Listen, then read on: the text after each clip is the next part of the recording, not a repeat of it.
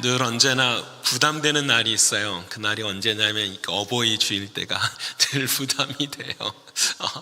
참 이런 어버이 주일에 가정의 설교를 하는 것 자체가 참 저에게는 늘 부담이고 어려워요. 왜냐하면은 아직도 그 길을 걸어가고 있는 중이기 때문에 늘 언제나 마음의 두려움과 떨림이 있기 때문입니다.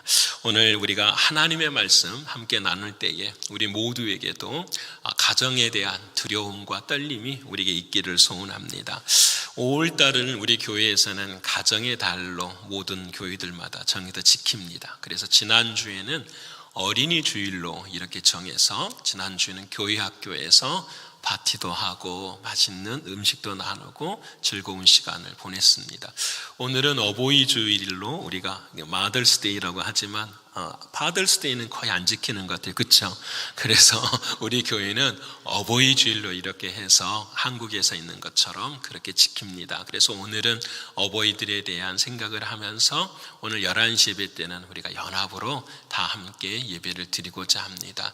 이제 이렇게 가정이 또 하나가 되었으니까 다음 주는 온 교회가 하나가 되어야 돼요. 그래서 야외 예배 및 전교인 운동회로 우리가 함께 그렇게 하고자 합니다. 이번 5월달을 통하여서 가정을 다시 한번 돌아보고 그 가정에서 하나님께서 우리에게 원하시는 것을 찾아갈 수 있는 우리가 되기를 소원합니다. 여러분, 가정은 하나님이 만드셨죠. 믿으시죠? 남자와 여자가 결혼을 해서 한 가정을 이루게 하셨습니다. 하나님께서 왜 이 땅에 남자와 여자를 결혼시켜서 한 가정을 이루셨는가? 이유는 딱 한 가지예요. 왜냐하면 이 땅의 모든 것들은 천국의 그림자지요. 그래서 가정은 천국의 이 땅의 모형인 거예요. 하나님의 나라, 우리가 소원하는 하나님의 나라에 가서 하나님을 누구라고 부르죠? 아버지라고 부르면서 우리는 예수 그리스도 안에서 모두가 되죠. 형제와 자매가 되어서 한 가정을 이루는 그 천국의 모형으로서 이 땅에 뭘 주신 거죠? 가정을 허락해 주신 거예요. 그래서 우리가 이생의 가정의 삶을 살아가는 것은 하나님 나라의 천국을 소망하면서 살아가야 돼요. 자, 그러면 어떤 가정이 진짜 복된 가정인가? 이 질문을 하게 됐어요. 우리 오늘 말씀을 들을 때에 천국의 모형은 우리가 아직 모르잖아요. 그렇죠? 아직 모르는데 그러면 하나님은 어떠한 가정이 진짜 참된 가정인가? 하나님이 원하시는 가정인가? 질문하게 됐어요. 스스로. 그때 제게 주시는 깨달음이 맞아. 이 세상에 복된 가정은 사실 없어요. 뭐만 있냐면 복된 사람만 있을 뿐이죠. 여러분, 복된 사람들이 모여야 뭐가 되는 거죠? 복된 가정을 이루는 거죠. 내가 복된 사람이 되지 않고는 절대로 복된 가정을 이룰 수가 없게 되죠. 그래서 하나님이 원하시는 복된 가정은 복된 사람들이 모여야 되는구나. 그러면 하나님이 바라시는 복된 사람은 무엇일까 질문하게 됐을 때에 하나님께서 우리를 만드시고 난 다음에 보시기에 심히 좋았더라. 우리들의 모습이다. 옆에 분 하십시다. 심히 보기에 좋습니다. 심히 보기에 좋습니다. 안 하시는 분들은 안 돼요. 싸우기. 심히 보시기에 좋아요. 근데 왜 보시기에 좋느냐? 이게 중요하죠. 왜 보시기에 좋았느냐? 하나님의 형상대로 만들어졌기 때문에. 하나님의 형상대로. 그래서 사랑하는 여러분, 참된 사람은 하나님의 형상이 회복된 사람들이에요. 그 하나님의 형상이 회복된 사람들이 함께 이루는 곳이 복된 가정이 되는 거예요. 그러게 오늘 저와 여러분 모두가 다 하나님의 형상의 회복이 되어야 돼요. 세상은 복된 가정을 이야기할 때 제가 예전에 읽었던 책을 제가 여러분께 소개해 드릴 거예요. 이미 작고하신 이어령 교수가 가정이 뭔가라는 것을 설명할 때에 이렇게 설명한 것을 제가 보았어요. 여러분 한번 한자를 한번 봐주실래요? 여러분, 이 자가 집가자 맞죠? 집가자. 우리 어르신들은 한문 공부 다 하셨잖아요. 이 집가자는 두 가지로 구성이 됐죠. 위에는 뭐죠? 저게 간머리 부 해서 지붕을 가리키는 거고 그 밑에는 뭐지요? 저게 시자인데 돼지 시자예요. 그래서 예전에 이 땅에 사는 사람들, 우리 한국 문화권뿐만 아니라 중국을 모든 문화권들은 집에 대한 개념, 가정에 대한 개념이 무엇이냐면 저렇게 쓰는 거예요. 한 지붕 아래 누가 있는 거죠? 우리가 돼지라는 건 아니고 뭐냐면 돼지들과 같이 산다라는 거예요. 돼지들과. 왜 그러느냐? 첫 번째는 그 이호령 교수는 이렇게 말해요. 가정의 원뜻은 그 시대에 있는 번식력을 강조했다라는 거예요. 그래서 돼지들과 함께 움막에서 살아가면서 그 돼지들이 번식을 통하여서 많은 걸 확장해 가는 것을 바라보면서 가정의 의미를 찾았어요. 두 번째는 돼지가 많아지면 많아질수록 경제력도 어떻게 될까요? 좋아지는 거죠. 그래서 이 가정은 모여서 돼지가 많은 것처럼 경제력도 높아야 된다.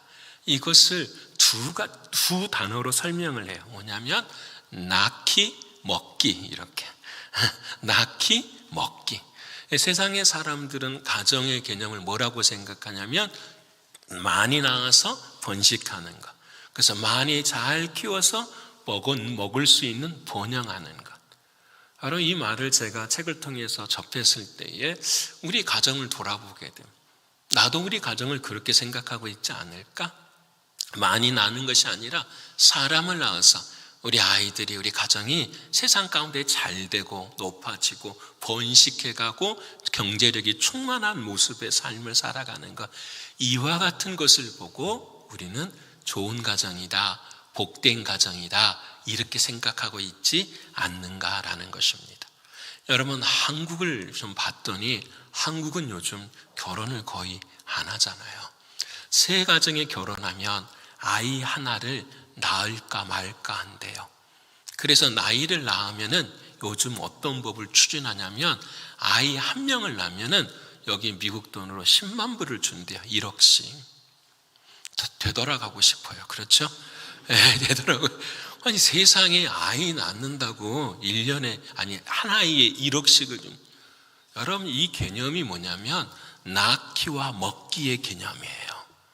여러분, 아이를 낳는다고 해서 세상이 좋아지는 것은 아니죠. 여러분, 책임질 수 없는 부모들이 얼마나 많아질까요? 그리고 그 아이들에 대한 개념이 무엇으로 이루어질까요? 돼지처럼 번식력과 경제력의 모습으로만 받아들여지고 있는 이 시대에 저는 개인적으로는 정치의 잘못이라고 생각합니다. 이 문제를 해결할 수 있는 것은 아이를 낳고 아이를 어떻게 잘 키울 수 있는 사회적인 구조를 획기적으로 바꾸지 않으면 안 되는 거잖아요. 여러분, 이 부분이 참, 저는 미국에 와서 생각해 보면 우리 아이들이 대학을 갈 때에 시험을 능력껏 봐요. 그렇죠? 한 번만 보는 것이 아니라 10번도 봐요. 점수가 나올 때까지. 너무 감사해요. 근데 한국은 여러분, 수능고사 딱 한 번 보는데 그 전체 문제 중에 4개 틀리면 서울대를 못 갑니다. 4개 틀리면. 여러분, 대단하지 않아요? 딱 한 번에 따라서 자신의 인생의 길과 진로들이 다 정해져 버려요. 왜 그것을 바꾸지 못하는지 저는 이해가 안 돼요. 딱 한 가지 아니에요? 게을러서. 문제를 계속해서 만들어서 은행 뱅크처럼 만들어서 아이들에게 수많은 기회를 줘야 되는데 그게 아니에요. 잘하는 사람들은 잘하는 걸로 뽑아내서 그들을 엘리트로 만들어서 그 모습으로 삶을 살아가요. 여러분, 세상을 망치는 것은 공부를 못하는 사람들이 망치지 않아요. 공부를 잘한 사람들이 망쳐요. 적게 배운 사람들이 세상을 망치지는 않아요. 많이 배운 사람들이 세상을 망치지요. 우리는 조금 더 생각해야 돼요. 그래서 가정, 참된 가정, 회복된 가정은 어떤 가정인가? 하나님의 형상이 회복된 가정이 되어야 된다라는. 그래서 여러분, 이 시대에 과거에는 사단의 역사가 어디에 초점을 뒀냐면 교회에 초점을 뒀어요. 교회를 무너뜨리면 하나님의 역사가 사라질 거라고 생각했어요. 그래서 중세 시대를 비롯해서 이슬람들이 일어나서 교회를 핍박했어요. 교회가 무너집니까? 안 무너집니까? 안 무너져요. 근데 이 사단의 역사가 또 한 가지를 생각한 거예요. 교회가 왜 안 무너지느냐? 가정처럼 단단하기 때문에. 그래서 지금의 시대는 사단이 뭘 공격하느냐? 가정을 공격해요. 어느 시대보다도 이혼율이 가장 많아지는 시대. 여러분, 가정에 대한 개념 자체가 달라버려요. 지난주에 UMC에서 드디어 결정을 했잖아요. 동성애가 되시는 목사님도 이제는 안수를 받을 수 있고 설교를 할 수 있는 그것이 법이 통과가 되고, 가정이라고 하는 개념 속에서 남자와 여자를 빼버렸어요. 여러분, 이것이 UMC에서 지난주에 결정된, 여러분 놀라운. 그래서 이 시대의 사단의 역사는 뭘 움직이느냐? 가정의 뿌리를 흔들어 버리는 거예요. 이 가정이 무너지면 무엇도 무너지죠? 교회도 무너지게 돼요. 이게 그냥 말이 아니라 성경에서 그렇게 나와요. 하나님께서 가정을 설명하시기 위한 것은 천국을 설명하는 거잖아요. 그 천국의 아버지 어머니 가정은 하나님과 예수 그리스도와 교회의 관계잖아요. 그것을 설명하시기 위해서 이 땅에 우리에게 가정을 보여주신 거잖아요. 그래서 우리가 흔들리면은 결국은 무엇도 흔들리는 게 되죠? 천국을 향한 하나님의 계획도 흔들리게 되는 것을 이렇게 말씀해 주세요. 사랑하는 성도 여러분, 저와 여러분 모두의 가정이 복된 가정, 참된 가정 되시기를 축원합니다. 그러려면은 뭐가 회복이 돼야 된다고요? 하나님의 형상 회복이 돼야 돼요. 그럼 하나님의 형상은 어떻게 회복이 되어지느냐? 첫 번째는 생명이 회복이 돼야 돼요. 옆에 분하고 나눠볼까요? 생명이 회복돼야 됩니다. 생명이 회복돼야 돼요. 오늘 본문의 말씀은 아내들아, 교회가 그리스도를 사랑하는 것처럼 아내들아, 남편들에게 복종해야 된다. 남편들아, 그리스도가 교회를 위해 목숨을 다한 것처럼 너희는 아내를 뭐 해야 된다? 사랑해야 된다.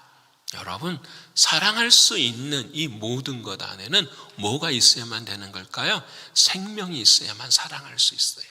생명이 없으면 절대로 사랑할 수가 없습니다. 생명이 있어야만 사랑을 해요. 예를 들어 볼까요? 가인과 아벨, 최초의 아담과 하와가 결혼하고 만들어진 가정이 아담과 하와와 가인과 아벨의 가정이에요.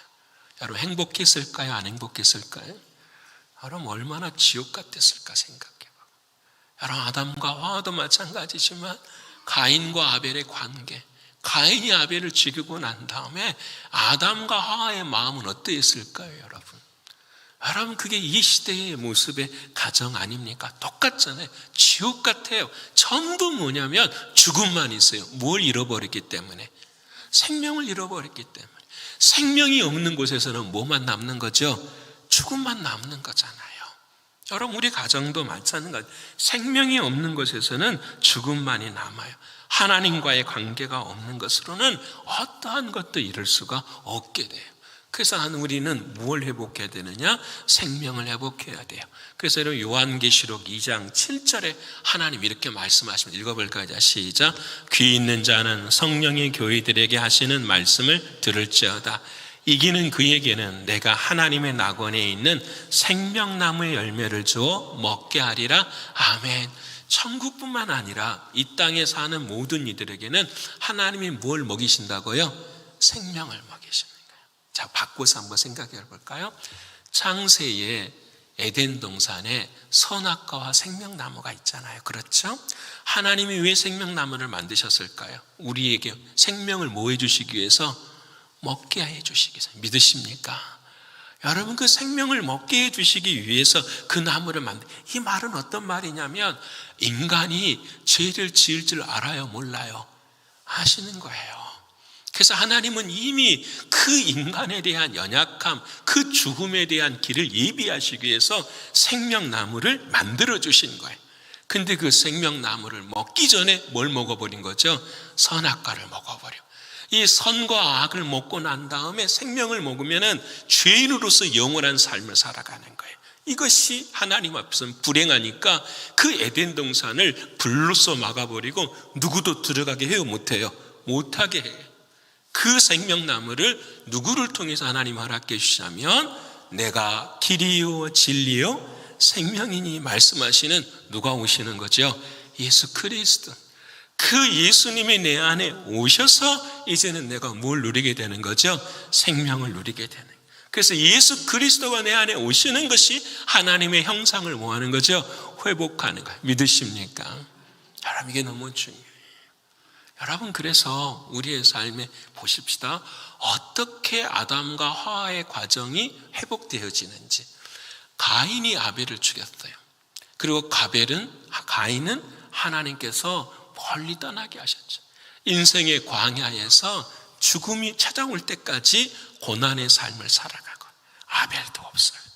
여러분, 아무도 없는 상태에서 아담과 하와에게 하나님께서 은혜를 베풀어 주시는데, 그 사람이 누구냐면 셋이라는 사람을 낳게 하는 거예요. 하나님이 아무도 없는데 하나님이 뭘 주시는 거죠? 생명을 주시는 거예요. 그 생명, 셋이라는 생명은 잘 들어보세요. 어떻게 태어났냐면 아벨이 살아있었으면 셋이 나올 수가 없죠. 근데 아벨이 뭐 했어요? 죽은 거예요. 여러분, 아벨이 죽었다라는 말은 무슨 말이냐면 죄인인 가인이 죄 없는 아벨을 죽인 거예요. 죄인인 가인과 같은 우리들이 죄 없으신 누구를 죽인 거예요? 예수님을 죽이신 거예요. 그 예수님의 죽음으로 말미암아 누가 태어난 거죠? 셋이 태어난 거예요. 그 셋이 태어나자 그 셋을 통해서 난 아들이 에노스잖아요. 그 에노스가 처음으로 뭐라고 말하냐면 여호와의 이름을 뭐 했더라? 불렀더라.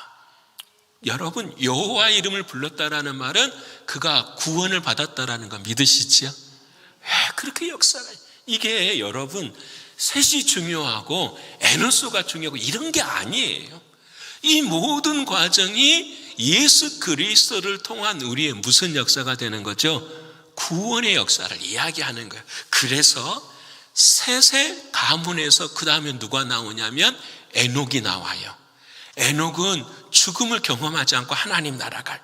여러분, 셋과 같이 예수 그리스도의 죽음을 통해서 생명을 얻은 자는 하나님의 이름을 부르게 되는데, 그 하나님의 이름을 부르는 자는 어떻게 된다? 죽지 않고 천국 가는 거다.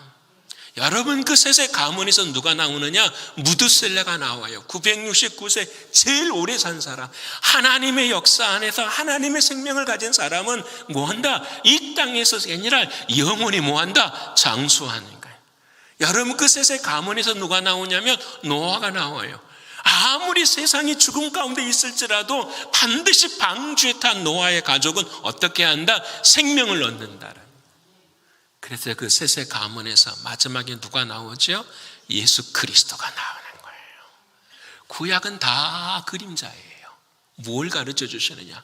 죽음에서 우리가 뭘 얻어야 된다? 생명을 얻는데, 그 생명은 오직 누구를 통해서만?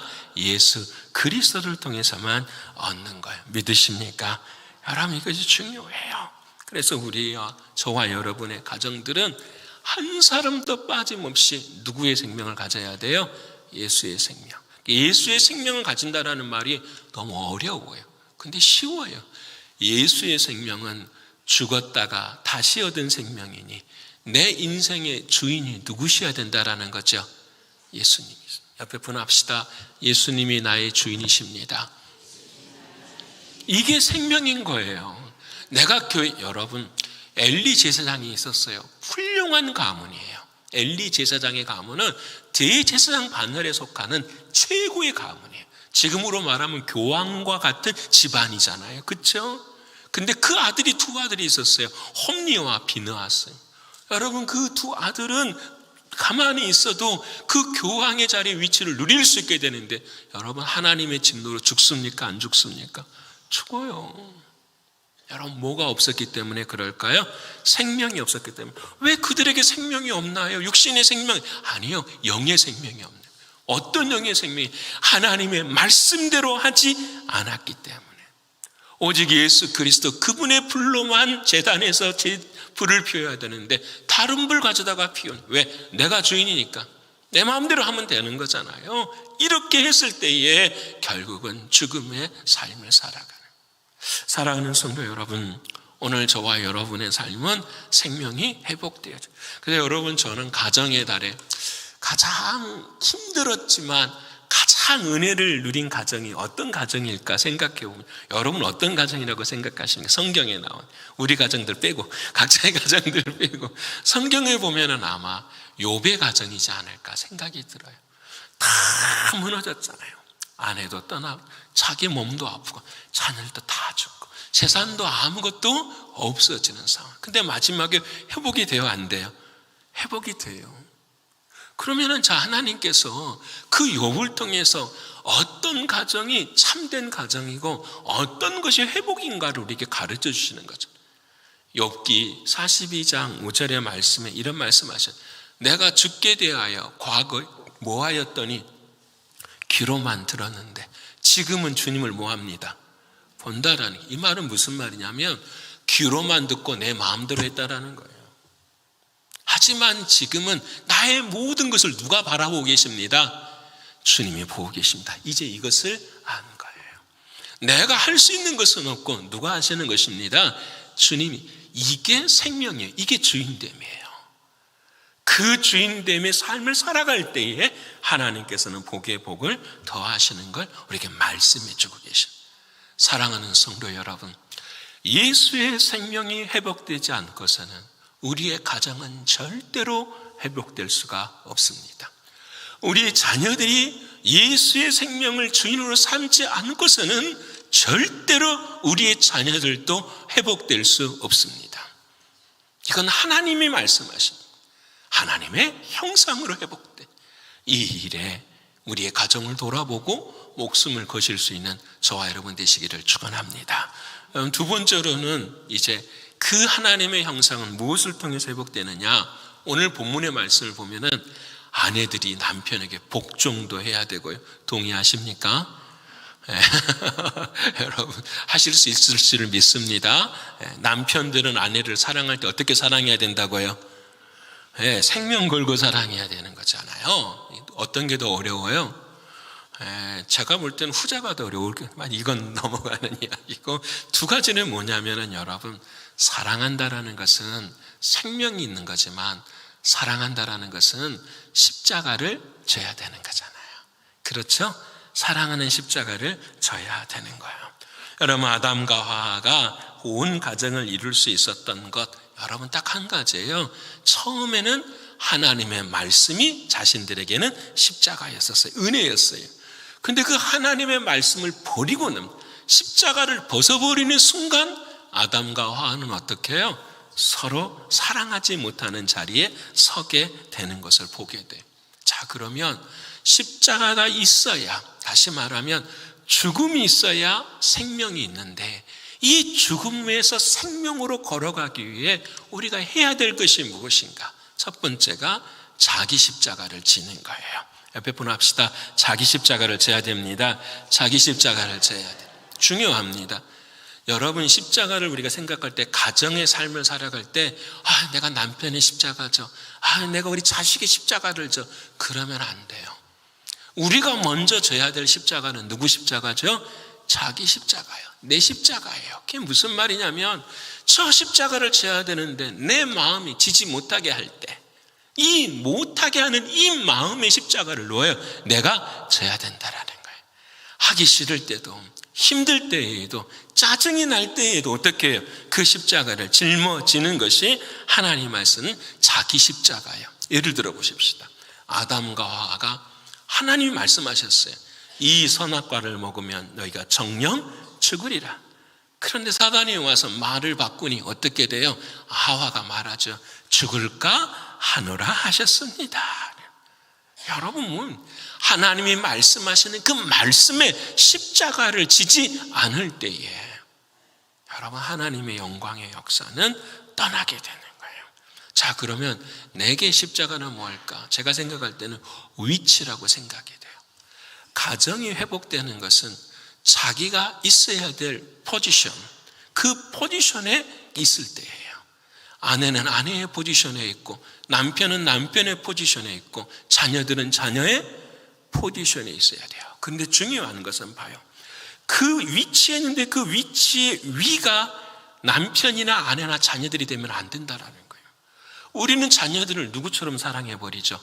하나님처럼 사랑해버려요. 하나님처럼 사랑해버려요.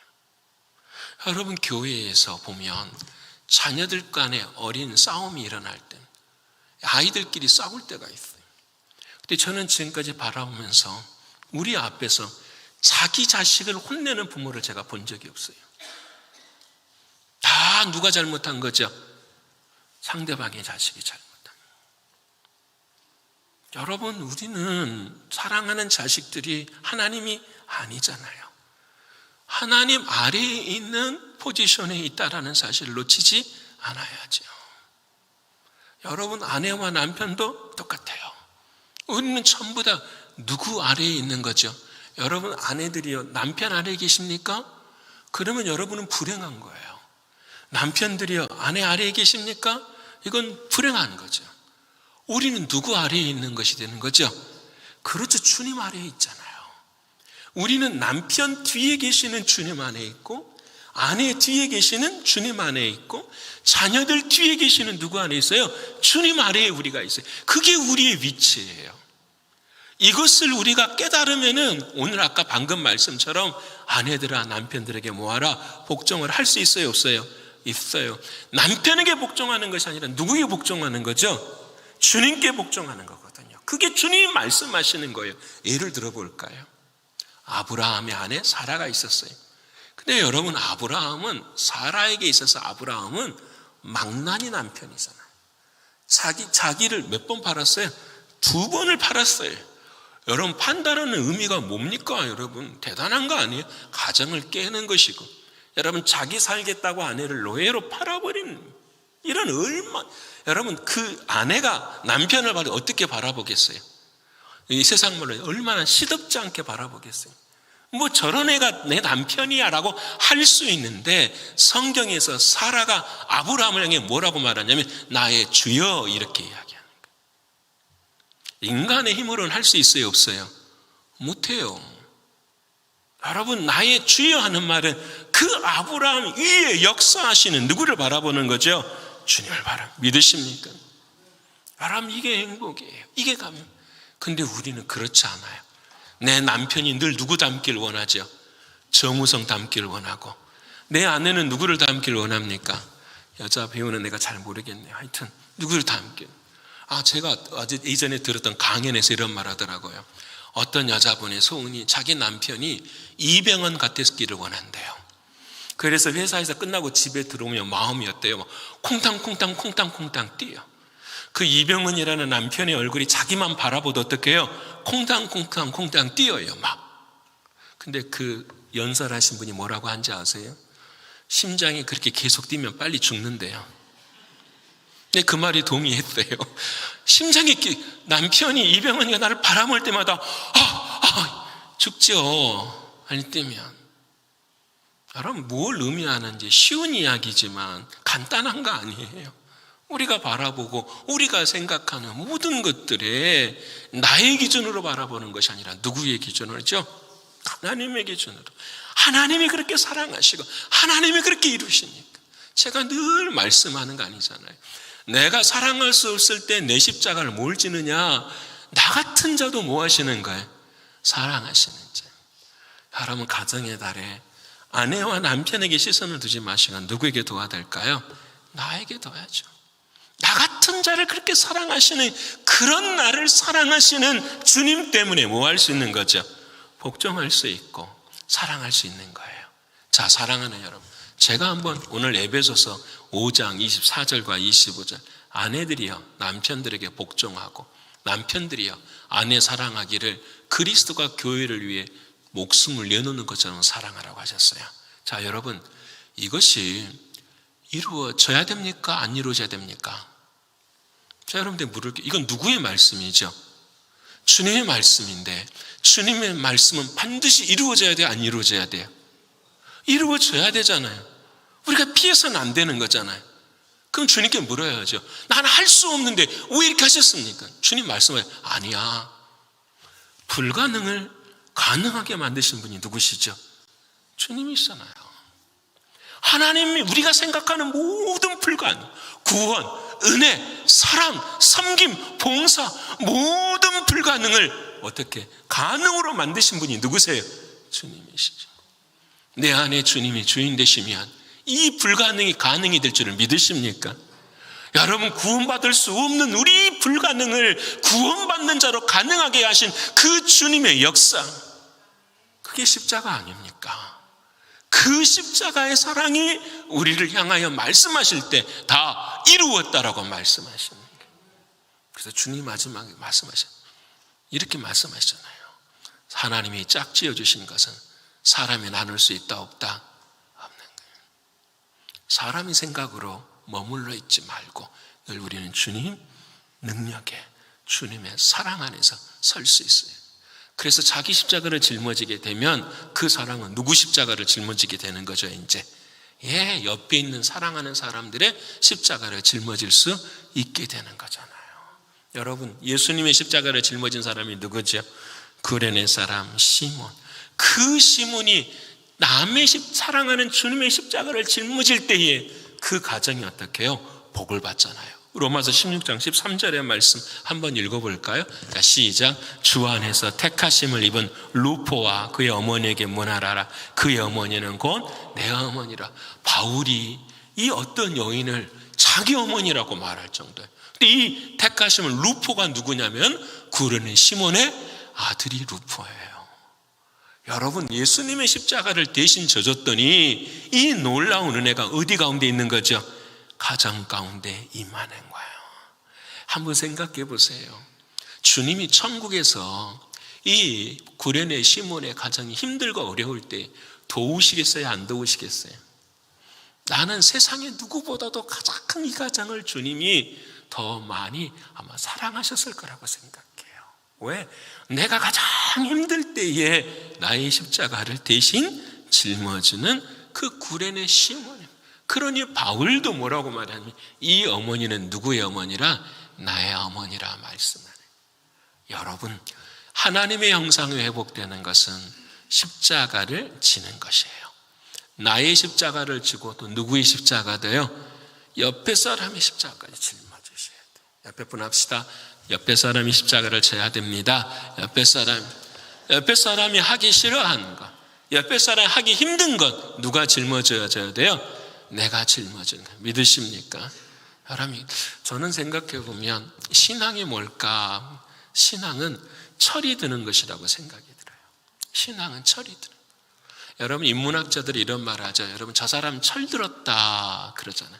그게 무슨 말씀인지 아십니까? 철 들었다라는 말이. 여러분, 봄이 되면 농부가 씨앗을 심고 여름이 되면은 물을 주고 가을이 되면 추수를 하고 겨울이 되면 봄을 위해서 준비하는 걸 뭐라고 해요? 철 따라 사는 것. 그걸 철 들었다고 이야기하는 거예요. 여러분, 우리의 신앙도 철이 들어야 되지 않을까요? 주님께서 말씀하신 것처럼 이 십자가는 너 십자가야. 제가 질게요. 남의 십자가도 어떻게 질 수 있어? 그 십자가 나도 질게요. 여러분, 우리의 삶 가운데 주님이 하시는 모습은 이것이 하나님의 말씀대로 살아가는 사람, 하나님의 말씀이 주인되는 사람, 이 사람을 우리는 복된 가정, 회복된 사람이라고 말씀하는 거예요. 사랑하는 성도 여러분, 올해 이 가정의 날 우리 모두가 내게 주신 십자가 기쁨으로 짊어가시는 여러분 되시기를 축원합니다. 마지막으로 하나님의 형상은 뭐가 회복이 되어야 되느냐? 배분합시다. 말이 회복되어야 됩니다. 말이 회복되어야 돼. 말이. 여러분, 아담과 하와가 생명의 가정이 깨어질 때에 가장 먼저 드러나는 것이 뭐예요? 말을 잃어버렸어요. 누구의 말을 잃어버렸죠? 하나님의 말을 잃어버렸어요. 그리고 누구의 말을 하죠? 시키는 사단의 말을 할 때에 가정이 깨어져 버려요. 여러분, 근데 하나님께서는 우리에게 성령님을 허락해 주시고 그 성령을 통해서 어떻게 해요? 우리로 하여금 누구의 말을 하게 하시죠? 주의 말을 하게. 자, 들어보십시다. 하나님은 영이시잖아요. 그 영이신 하나님의 말씀을 우리는 들을 수가 없어요. 왜? 우리에게는 누구의 생명이 없으니까, 하나님의 생명이 없었으니까. 여러분, 듣지 못하니까 뭣도 못해요? 말도 못하는 거예요. 여러분, 듣지 못하는 사람이 말하는 법이 없어요. 듣지 못하니까 말도 못하게 돼요. 그런 우리를 하나님 불쌍히 여겨주셔서 우리 안에 뭘 허락해 주신 거죠? 영을, 생명을 허락해 주십니다. 그 영이 누구시죠? 성령님이시죠. 그 성령님이 내 안에 오셔서 하나님의 말씀을 듣게 하시고 성령을 통해서 그 말을 뭐하게 하시는 거죠? 선포하게 하시는 거예요. 그래서 예수 믿는 모든 가정들은 전부 다 하나같이 누구의 말을 해야 돼요? 주님의 말을 해야 돼요. 자녀를 키우다 보면 어려움이 있죠. 저도 자식들을 키우다 보면 꿈에 대한 이야기를 많이 할 때가 있어요. 뭐가 되어야 될까? 무슨 삶을 살아야 될까? 근데 여러분, 다 맞춰지지는 않아요. 달라요, 안 달라요? 달라요. 여러분, 세상의 사람들은 이 다르면 방법이 없어요. 그 다음 때는 뭐가 되냐? 고집이 되고 내 경험만 이야기하고 나의 생각만 이야기해요. 부모는 부모의 생각대로, 자식은 자식들의 생각대로 평행선이에요. 그래서 마지막에는 뭐라고 말하죠? 내 인생은 내 것이니까 아빠 간섭하지 마세요. 그럼 우리는 좌절해요, 안 해요? 좌절합니다. 여러분, 우리 가정들이, 우리가 어렸을 때 살아온 인생들이 그런 부모, 저도 그랬던 것 같아요. 부모님께는 이런 말을 참아 못했지만 마음으로는 어떻게 해요? 그런 말을 하고 싶을 때가 있을 때가 있어요. 여러분, 이때에 그리스도인들은 하나의 말을 하게 돼요. 어떤 말을? 기도의 말을 하게 되죠. 사랑하는 자녀들아, 기도해보자. 아빠도 기도해볼게. 엄마도 기도해볼게. 너도 기도해봐라. 기도하고 난 다음에 어떻게 해요? 말을 하게 되면 누가 맞춰주시죠? 주님이 맞춰주시는. 뭘 맞춰주시느냐? 마음을 맞춰주시는 거예요. 들을 수 있는 귀를 주시고 이해할 수 있는 마음을 주시고 함께 할 수 있는 하나님의 은혜의 역사를 이루게 하시는. 여러분, 말이 가정을 깨는 가장 무서운 사단의 도구예요. 육체적 학대보다 더 무서운 게 뭡니까? 언어적인 학대예요.